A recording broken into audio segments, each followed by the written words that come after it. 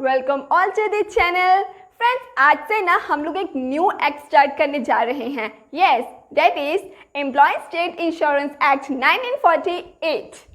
आज के इस वीडियो में ना हम लोग कवर करेंगे chapter 1 preliminary, show title, extend, commencement and application with proper examples के साथ। तो चलिए फिर शुरू करते हैं आज के हमारे टॉपिक को। चलिए फिर सबसे पहले बात करते हैं पॉइंट 1 के बारे में। वो ये कहता है कि इस एक्ट को हम बोलेंगे employ state insurance act 1948। Point 2 वो ये कहता है कि it extends to whole of India, मतलब ये जो एक्ट है पूरे के पूरे भारत देश पे लागू होगा। फ्रेंड्स, पहले 2 पॉइंट तो सिंपल थे, लेकिन पॉइंट 3 to 6 जो है उसको हम प्रॉपर एग्जाम्पल्स के साथ समझेंगे। बस उससे पहले आपसे एक रिक्वेस्ट है, प्लीज़ वीडियो को लाइक कर दीजिए ताकि ये वीडियो जो है ज़्यादा से ज़्यादा स्टूडेंट्स तक पहुंच सके एंड उनको भी इस वीडियो का बेनिफिट मिल सके। अब बात करते हैं पॉइंट 3 के बारे में। फ्रेंड्स, ये वाला पॉइंट थोड़ा सा कंफ्यूजिंग है, ध्यान से सुनना। तो ये पॉइंट कहता है कि ये जो एक्ट है ना, ये कब लागू होगा ये डिसाइड करेगी सेंट्रल गवर्नमेंट। आगे ये पॉइंट क्या कहता है वो ध्यान से सुनना। ये जो सेंट्रल गवर्नमेंट है ना, कहते इस एक्ट के प्रोविजंस को अलग अलग डेट्स पे लागू कर सकती है, या अलग अलग स्टेट में लागू कर सकती है, या फिर स्टेट्स के अलग अलग हिस्सों में लागू कर सकती है। क्या हुआ, समझ नहीं आया? कंफ्यूजन है तो एग्जाम्पल काहे के लिए यार? चलो एग्जाम्पल के साथ समझते हैं। तो अब एग्जाम्पल को ध्यान से सुनना। सपोज करो ये जो एक्ट है ना, एम्प्लॉय स्टेट इंश्योरेंस एक्ट, इस एक्ट के ना सेक्शन 1 से लेकर के 10 में, मान के चलो एग्जाम्पल है, सेक्शन 1 to 10 में लिखा गया है हेल्थ के रिलेटेड प्रोविजंस, और सेंट्रल गवर्नमेंट ये डिसाइड करती है कि ये सेक्शन के जो ये प्रोविजंस है ना, ये पूरे के पूरे इंडिया में ना, पूरे हमारे भारत देश में 1 जनवरी को लागू किए जाएंगे। अब वही मान के चलो इसी एक्ट के सेक्शन 11 से लेकर के 20 में मान के चलो एम्प्लॉयज़ के बेनिफिट के प्रोविजंस दिए गए हैं, और सेंट्रल गवर्नमेंट कहती है कि ये वाले अब जो प्रोविजंस हैं पूरे के पूरे देश में 1 मार्च को लागू किए जाएंगे।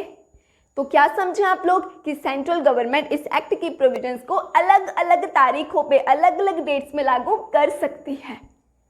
और अब ये पॉइंट क्या कहता है, मान के चलो इसी अब एक्ट के सेक्शन नंबर 21 में और 21 से 30 में मान लो कोई सम स्पेशल बेनिफिट्स के प्रोविजंस दिए गए हैं। क्लियर? अब सेंट्रल गवर्नमेंट कहती है कि ये वाले सेक्शन के जो प्रोविजंस है ना, सिर्फ और सिर्फ महाराष्ट्र में ही लागू किए जाएंगे।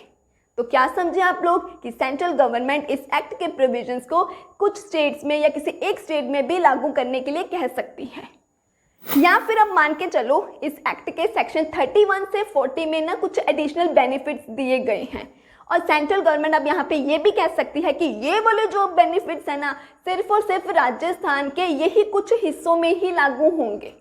तो क्या समझे आप लोग एग्जाम्पल से फ्रेंड्स कि सेंट्रल गवर्नमेंट ही ये डिसाइड करेगी कि एक्ट कब लागू होगा, इस एक्ट के प्रोविजंस कौन कौन से तारीखों पे लागू होंगे, या कौन से स्टेट में लागू होंगे, या स्टेट के किन किन हिस्सों में लागू होंगे, ये डिसाइड करती है सेंट्रल गवर्नमेंट।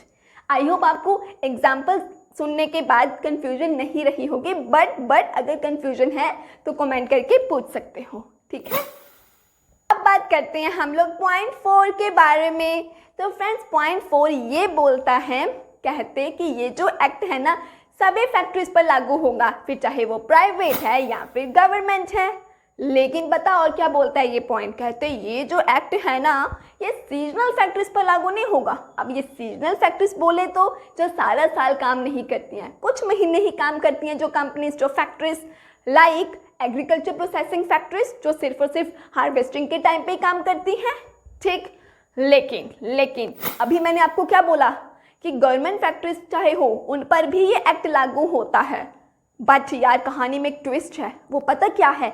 वो ये है कि वो वाली गवर्नमेंट फैक्ट्रीज या एस्टैब्लिशमेंट जिसमें एम्प्लॉयज़ को ऑलरेडी कोई और बेनिफिट मिल रहा है जो इस एक्ट के जैसा ही है या इस एक्ट से बेटर है, तब उन पर ये एक्ट लागू नहीं होगा, मतलब उनको इस एक्ट के बेनिफिट्स नहीं मिलेंगे। अच्छा, तो फ्रेंड्स ये जो गवर्नमेंट कंपनी के एक्सेप्शन वाला पॉइंट है ना, चलो इसको एक एग्जांपल के साथ समझते हैं, आपको पॉइंट और अच्छे से क्लियर होगा। तो सुनो, मान के चलो ये जो कंपनी है ना ये गवर्नमेंट ऑफ इंडिया के अंडर आती है। अब इस कंपनी के ये जो एम्प्लॉयज़ है ना, इस एम्प्लॉयज़ को ना ऑलरेडी एक प्राइवेट हेल्थ इंश्योरेंस प्लान मिल रखा है जिसमें इनके जो हॉस्पिटल के एक्सपेंसेस हैं, ठीक है, इनकी मेडिसिन, डॉक्टरों की फीस, सर्जरी, ये सब कुछ कवर होता है और साथ ही साथ इनको एक रिटायरमेंट प्लान भी मिला है। अब क्योंकि ऑलरेडी इनके पास एक सुपीरियर प्लान है, दैट्स वाई अब एम्प्लॉय स्टेट इंश्योरेंस एक्ट के जो बेनिफिट्स हैं वो इनको नहीं मिलेंगे। ये था ये पॉइंट। अब बात करते हैं पॉइंट 5 के बारे में। फ्रेंड्स, ये पॉइंट ये कहते जो अप्रोप्रिएट गवर्नमेंट होती है ना, वो क्या इस एक्ट के जो प्रोविजंस है ना वो किसी और इस्टेब्लिशमेंट में या इस्टेब्लिशमेंट के ग्रुप पर भी क्या है एक्सटेंड कर सकती है। यस, फिर चाहे वो इस्टेब्लिशमेंट जो है वो इंडस्ट्रियल है, कमर्शियल है, एग्रीकल्चर है या किसी भी टाइप की हो।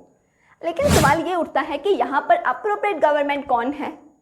तो कहते हैं अगर वो इस्टेब्लिशमेंट सेंट्रल गवर्नमेंट के अंडर आती है तो हम बोलेंगे कि अप्रोप्रिएट गवर्नमेंट कौन है, सेंट्रल गवर्नमेंट है। अच्छा, अब आप मुझे बताओ अगर वो इस्टेब्लिशमेंट स्टेट गवर्नमेंट के अंडर है तो यस, बिल्कुल सही, तो इट मीन्स वहां पर अप्रोप्रिएट गवर्नमेंट कौन है, स्टेट गवर्नमेंट है। लेकिन एक छोटू सा ट्विस्ट है यार इस पॉइंट में, पता क्या कहते, अगर तो अप्रोप्रिएट गवर्नमेंट स्टेट गवर्नमेंट है और उसका ऐसा कोई इरादा है प्रोविजंस को किसी और एस्टैब्लिशमेंट में एक्सटेंड करने की उसकी इंटेंशन है, तो उसको ऐसा करने से पहले सेंट्रल गवर्नमेंट का अप्रूवल लेना होगा। और ये जो डिसीजन है ना वो एम्प्लॉय स्टेट इंश्योरेंस कॉरपोरेशन के कंसल्टेशन के बाद ही लिया जाएगा, उनके साथ कंसल्ट करने के बाद ही लिया जाएगा। एक बात और, अगर मान लो, फिर से मैं बोल रही हूँ कि अगर अप्रोप्रिएट गवर्नमेंट का ऐसा कोई इरादा है तो उनको क्या है पहले 1 महीना पहले ही क्या है इसके बारे में नोटिस देना होगा, और जो वो नोटिस है ना वो ऑफिशियल गैजेट के थ्रू देना होगा। जब एक बार नोटिस दे दिया, जब ये सब हो गया, तब मतलब क्या है वो एक्ट की जो प्रोविजंस है अब उस एस्टैब्लिशमेंट में लागू हो जाएंगे। क्या हुआ, कंफ्यूजन है? अगर कंफ्यूजन है तो एग्जाम्पल किस लिए है, चलिए अब इस पॉइंट को एग्जाम्पल के साथ समझते हैं। लेकिन ना फ्रेंड्स, एग्जाम्पल देने से पहले फिर से आपसे एक छोटू सी रिक्वेस्ट है यार, प्लीज अभी तक वीडियो को लाइक नहीं करा तो लाइक कर दो, एंड चैनल पर नए हैं तो चैनल को सब्सक्राइब कर दो। ओके, चलो अब एग्जाम्पल की बात करते हैं। एग्जाम्पल ये है फ्रेंड्स, सपोज करो है हमारा एक commercial establishment, shopping mall, yes shopping mall, और इसकी जो अप्रोप्रिएट गवर्नमेंट है ना वो स्टेट गवर्नमेंट है। अब मुझे पहले आप ये बताओ कि इसके अप्रोप्रिएट गवर्नमेंट स्टेट गवर्नमेंट क्यों है? यस, बिल्कुल सही बोला आप लोगों ने, क्योंकि ये जो इस्टेब्लिशमेंट है वो स्टेट गवर्नमेंट के अंडर आती है। ठीक, ये पॉइंट तो आपको क्लियर हो गया कि इसके अप्रोप्रिएट गवर्नमेंट स्टेट गवर्नमेंट है बिकॉज ये इस्टेब्लिशमेंट स्टेट गवर्नमेंट के अंडर आती है। ओके, अब ये जो स्टेट गवर्नमेंट, जो अप्रोप्रिएट गवर्नमेंट है ना फ्रेंड्स, ये पता क्या चाहती है, कहते हैं ये जो शॉपिंग मॉल है ना इसके जो एम्प्लॉयज़ हैं उनको भी इस एक्ट के बेनिफिट्स मिले। ठीक, अच्छा, तो इसके लिए मुझे बताओ आप लोग कि स्टेट गवर्नमेंट क्या करेगी?